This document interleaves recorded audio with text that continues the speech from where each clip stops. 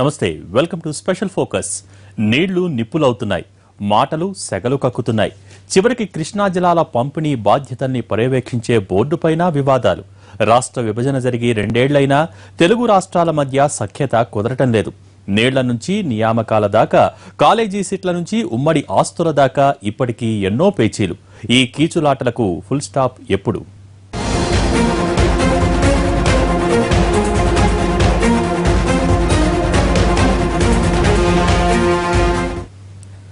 తెలుగు రాష్ట్రాల మధ్య కృష్ణా జలాల వివాదం ముదురుతోంది. మాటలు లేక, మాట్లాడుకునే చొరవ లేక 2 రాష్ట్రాలు తెగేదాకా లాగుతున్నాయి.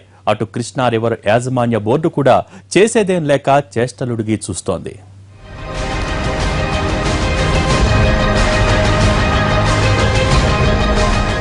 రాష్ట్ర విభజన జరిగి 2 ఏళ్లైపోయింది. కానీ వివాదాలు మాత్రం నీడలా వెంటాడుతున్నాయి. ఆంధ్రప్రదేశ్, తెలంగాణల మధ్య రోజు మాటల తూటాలు పేలుతున్నాయి.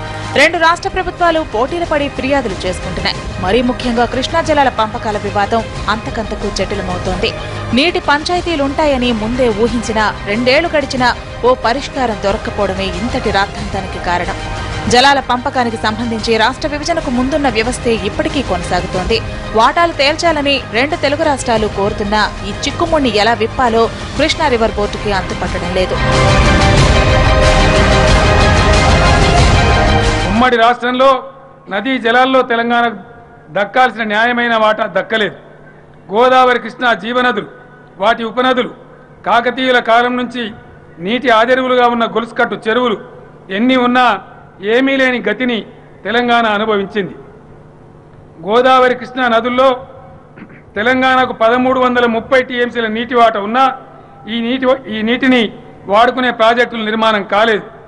తెలంగాణ ప్రాజెక్టులు కాగితాలకే పరిమితమయ్యాయి. తాజాగా బోర్డు జోక్యాన్ని తప్పుపడుతూ తెలంగాణ ప్రభుత్వం కేంద్రానికి ఫిర్యాదు చేసింది. తెలంగాణ నీటి హక్కులకు విఘాతం కలిగించేలా కృష్ణా రివర్ మేనేజ్మెంట్ బోర్డు ముసాయిదా నోటిఫికేషన్ తయారు చేసిందని మంత్రి హరీష్ రావు కేంద్ర జలవనరుల శాఖ మంత్రి ఉమాభారతికి ఫిర్యాదు చేశారు. పార్టీ ఎంపీలతో మంత్రిని కలిసిన హరీష్ రావు కృష్ణా రివర్ బోర్డు పరిధిని మించి వ్యవహరిస్తోందని ఆక్షేపించారు. పరిధే లేదు, ఆ అధికారమే లేదు. లేనటువంటి అధికారాన్ని వినియోగించి చట్టాన్ని తన చేతిలో తీసుకునేటువంటి దాన్ని తక్షణమే కేంద్ర ప్రభుత్వం నిలుపుదల చేయాలని చెప్పి గౌరవనీయులు ఉమాభారతి గారికి మేము విజ్ఞప్తి చేయడం జరిగింది. ముసాయిదా నోటిఫికేషన్ తో పాటు బోర్డు నియంత్రణ పరిధి, 2 రాష్ట్రాల నీటి హక్కులపై కేంద్ర జలవనరుల ఉన్నతాధికారులు కూడా తెలంగాణ ప్రజాప్రతినిధులు, అధికారులు కలిసి తమ అభ్యంతరాలు వినిపించారు. కృష్ణా రివర్ బోర్డుకు ట్రిబ్యునల్ అవార్డు ప్రకారం కేవలం 2 రాష్ట్రాల మధ్య నీటిని పంపిణీ చేసే అధికారం మాత్రమే ఉంటుందని, నీటి పంపకాల్ని బోర్డు నిర్ణయించలేదన్నది తెలంగాణ ప్రభుత్వ వాదన. కృష్ణా జలాలకు సంబంధించిన ముసాయిదా నోటిఫికేషన్ ని బోర్డు వెనక్కి తీసుకోకుంటే కోర్టుకెక్కాల్సి ఉంటుందని మంత్రి హరీష్ రావు స్పష్టం చేశారు. అవార్డు గాని లేదా ఇప్పుడున్నటువంటి బ్రిజేష్ కుమార్ అవార్డు రాష్ట్రాల మధ్య నీళ్ల పంపిణీ చేసిన తర్వాత ఆ నీటిని రెగ్యులేట్ చేసే అధికారమే ఉంది తప్ప నీటిని పంపిణీ చేసేటువంటి అధికారము కృష్ణా బోర్డుకు లేదు.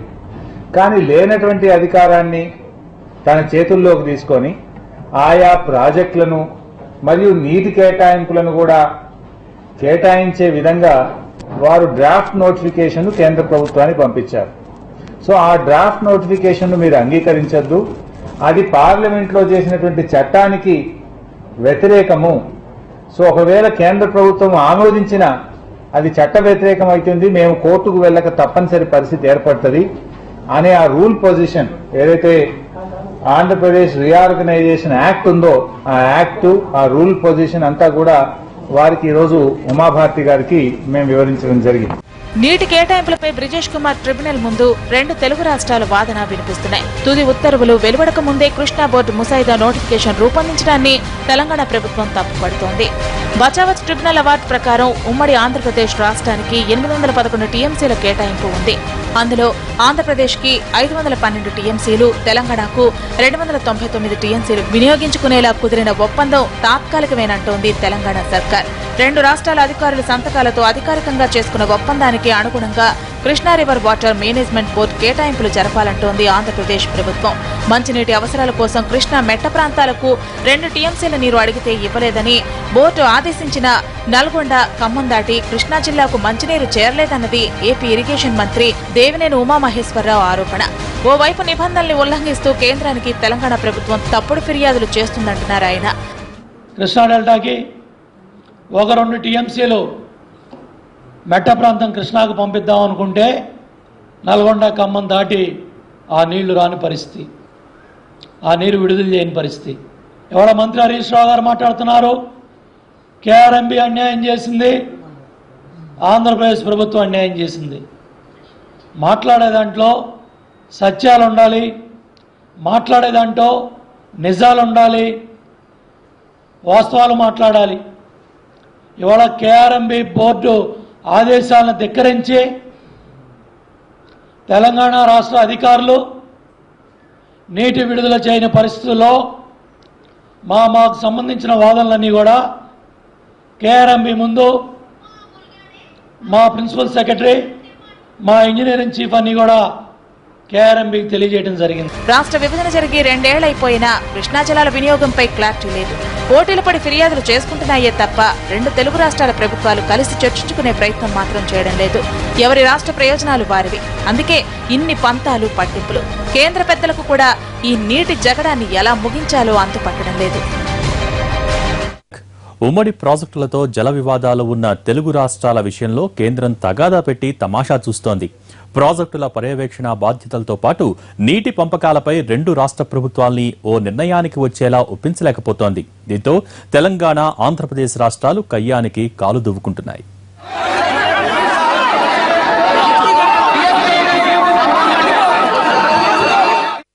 మొన్నటిదాకా కలిసిమెలిసి ఉన్న తెలుగు రాష్ట్రాలు కొట్లాడుకునే పరిస్థితి ఎందుకొచ్చింది? నాగార్జున సాగర్ ప్రాజెక్టు దగ్గర 2 రాష్ట్రాల పోలీసులు పరస్పరం లాఠీలు ఎత్తుకున్నప్పుడే వివాదాల తీవ్రతని గుర్తించి ఉంటే సమస్య ఇక్కడి దాకా వచ్చేదా? ఆంధ్రప్రదేశ్, తెలంగాణ రాష్ట్రాల ముఖ్యమంత్రులు ఎదురుపడి పలకరించుకుంటే బ్రేకింగ్ న్యూస్ ఎందుకవుతుంది? ఇచ్చిపుచ్చుకునే ధోరణితో వ్యవహరించాల్సిన ఇరుగు పొరుగు రాష్ట్రాలు, అందులోనూ 2 ఏళ్ల క్రితం దాకా ఉమ్మడి రాష్ట్రంగా అన్ని కలిసి పంచుకున్న ప్రాంతాల మధ్య ఎందుకింత ఆఘాతం? చర్చించే చొరవలేకనా? వివాదాలు చేతులు దాటిపోయాయనా?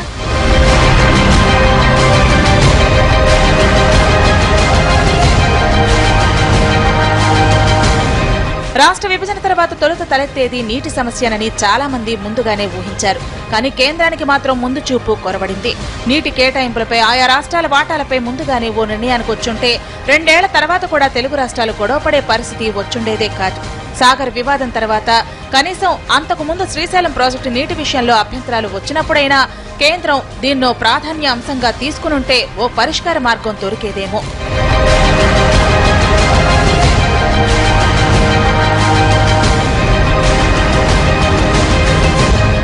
శ్రీశైలం ప్రాజెక్ట్ ని ఆంధ్రప్రదేశ్ అధికారులు పర్యవేక్షిస్తారని, నాగార్జున సాగర్ ప్రాజెక్ట్ ని తెలంగాణ చీఫ్ ఇంజనీర్లు మానిటరింగ్ చేస్తారని ఆ రోజు కేంద్ర ప్రభుత్వం నిర్ణయాలైతే తీసుకుంది. కానీ అదెంతవరకు ఆచరణ సాధ్యమో ఆలోచించలేదు.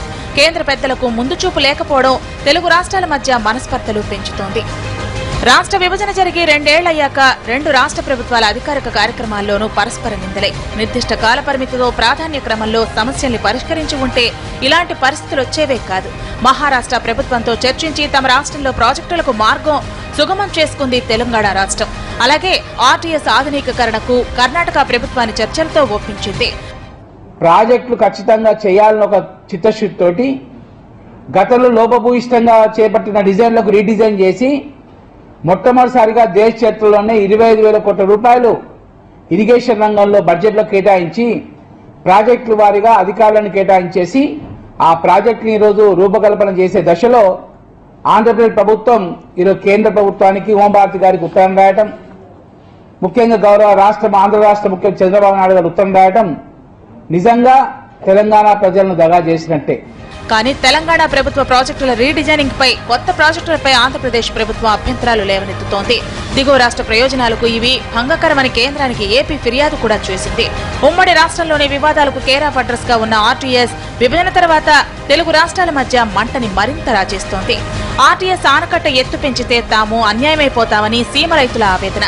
దీనిపై ఆంధ్ర అధికారులు కర్ణాటకకు రాసిన లేఖలపైన దుమారం రేగింది.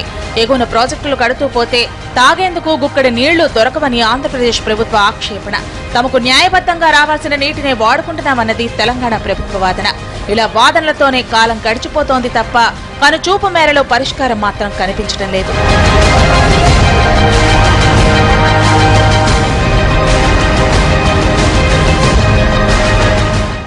నూరైనా అనుకున్న ప్రాజెక్టుల్ని పూర్తి చేయాలన్న పట్టుదలతో ఉంది తెలంగాణ రాష్ట్రం. ఆంధ్రప్రదేశ్లో ప్రతిపాదిత పోలవరం ప్రాజెక్టుని తెలంగాణ వ్యతిరేకిస్తోంది. అక్రమ ప్రాజెక్టుల్ని అడ్డుకోవాలని ఆంధ్రప్రదేశ్ కేంద్రాన్ని కోరుతోంది. ప్రాజెక్టుల పునాది దశలోనే ఈ పరిస్థితి ఉంటే భవిష్యత్తులో నీటి జగడం ఎలా ఉంటుందోనన్నదే అందరి ఆందోళన.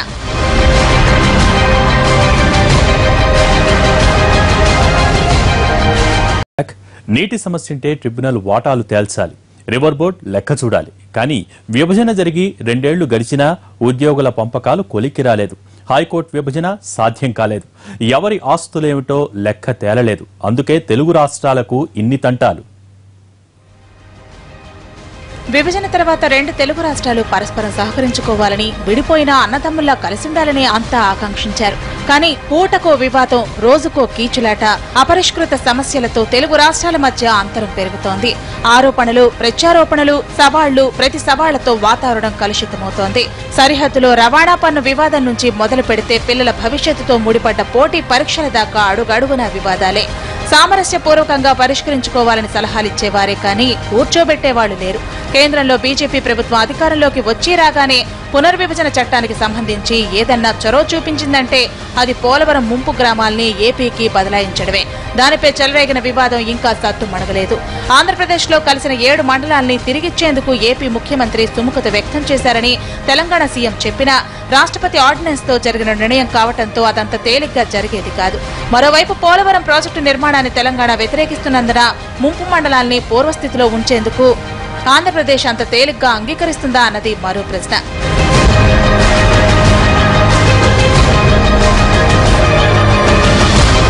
రాష్ట్ర విభజన తర్వాత ఉద్యోగుల పంపకాల పర్వం జీడిపాకంలా సాగుతూనే ఉంది.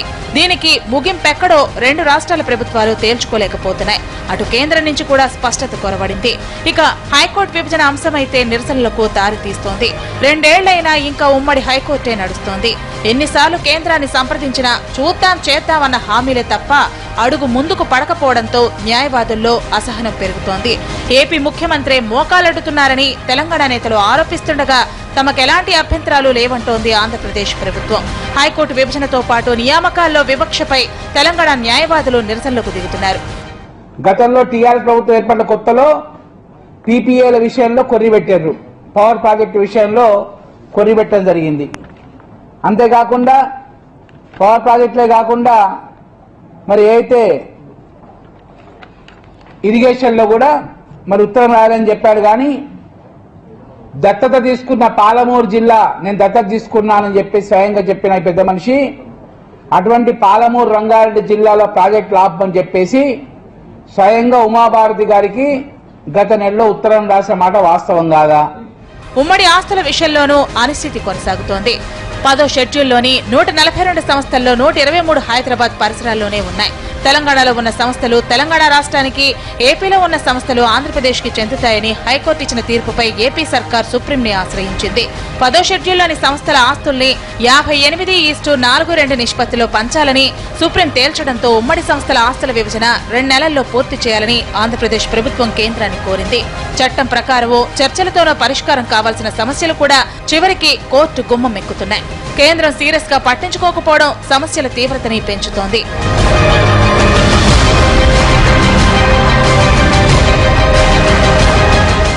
ఇప్పుడు కోతల గండం నుంచి గట్టెక్కాయి. కానీ విద్యుత్ విషయంలో 2 రాష్ట్రాల మధ్య ఓ రేంజ్ లో వివాదం నడిచింది. చివరికి నిట్ సీట్ల విషయంలో కూడా 2 రాష్ట్రాలు పంతాలకు పోయాయి. నిట్ 10వ షెడ్యూల్ పరిధిలోకి వస్తుందా రాదా అన్నది ప్రశ్నార్థకమే. పునర్విభజన చట్టంలో కొన్ని కీలకాంశాలపై స్పష్టత కొరవటం, కొన్ని షెడ్యూళ్లలో సందిగ్ధతే ఇన్ని సమస్యలకు కారణం. 2 రాష్ట్ర ప్రభుత్వాల పరస్పర అంగీకారానికి వచ్చి కొన్ని అంశాల్లోనైనా సర్దుకుపోతే తప్ప వివాదాలకు తెరపడేలా లేదు. దీనికి చొరవ చూపాల్సింది కేంద్రమే. తెలుగు రాష్ట్రాలు కూడా తమలో తాము వాదులాడుకోకుండా కొత్త రాష్ట్రాలుగా తమ హక్కుల కోసం కేంద్రంతో పోరాడాలనే ప్రతి తెలుగువాడు కోరుకునేది. ఇది ఇవాల్టి స్పెషల్ ఫోకస్. నమస్తే.